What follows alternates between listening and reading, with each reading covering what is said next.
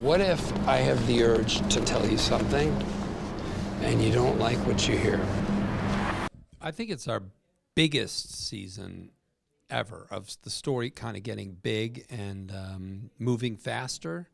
It's a very internal show, like you get really inside the characters. There's a lot of quiet moments, but in this season ahead, the snowball is really going downhill, and it's just a visually bigger season, and more violent.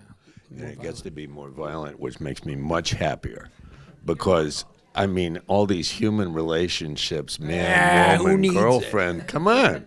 No, if I got my own girlfriend, I don't need to hear about your problems. Well, I was gonna say It's really a fun. I think it's our best season. I agree. I really think that. Now, these guys always say that. I don't always say that.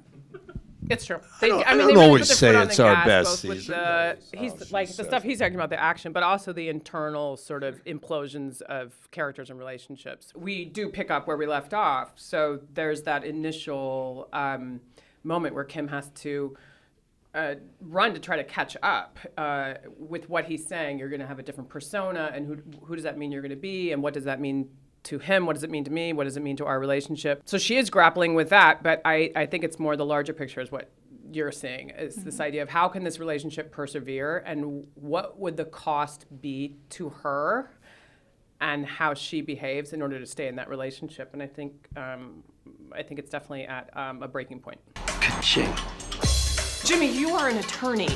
There's no amount of money that is worth this. There's no way to prove anything. Do you guys know, do you guys have, secret info on how the whole thing plays out? Like, how the show I do. ends? I don't. Oh, he does. I do. Do you really? Yeah, and I won't tell you.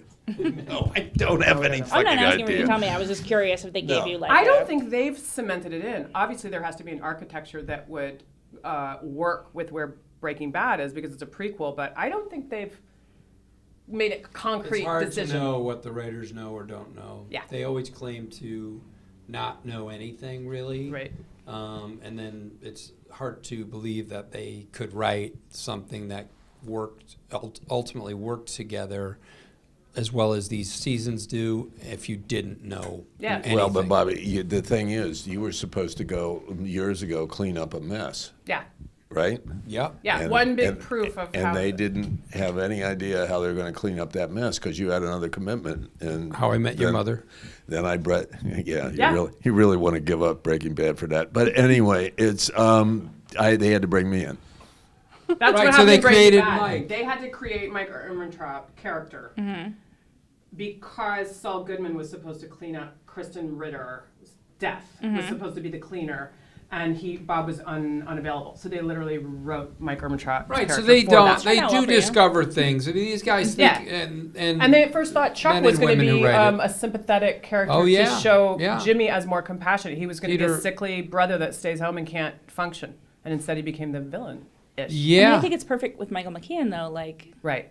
Yeah. So He has they to do develop and They have a sense invent of the some whole things. thing. They could tell you some stuff, but I don't know if they could tell you where it Yeah. goes. I'm not sure. I love when the season starts and ends, because you also get those hints of Gene, Yeah, I you're love seeing Yeah. what's happening, and you're like, what? And that you're getting so small of a picture too, where it's like, what's going to happen in this macro story or this micro story? Yeah, too. the story that comes after Breaking Bad, where I'm Gene Takavic, Yeah. and you sense that guy's cracking up, and he's not going to be able to keep his mouth shut any longer, and he's got to be Saul or go back to being some mixed version of himself that isn't in hiding. I wonder what'll happen. It'll create problems for It doesn't him. work at a mall all day, yeah. Yeah, I mean, if that's you spent enough. all that time in that mall, you'd crack up, no Yeah. matter what. Yeah. Cinnabon's pretty good. I was going to say, no offense to the Cottonwood Mall, right? Isn't that the mall that you're Right. in? Yeah. No offense to Cinnabon.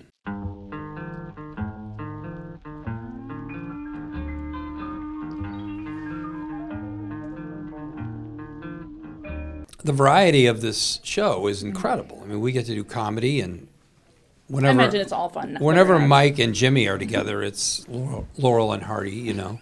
Whenever it's- Robert and Jonathan. It's are Mo. together. It's Mo and Curly. Or I'm Larry. I'm Larry and Curly. He's just Mo. And it's the two Stooges. Yeah, it's a lot of fun to do the comedy, the sort of pure comedy scenes that they write for Jimmy and Saul. And then we get these intense drama scenes right next to it. It's unbelievable. I can't believe I get to do this variety. There's fear here. There's emotion. You're searching for a hero.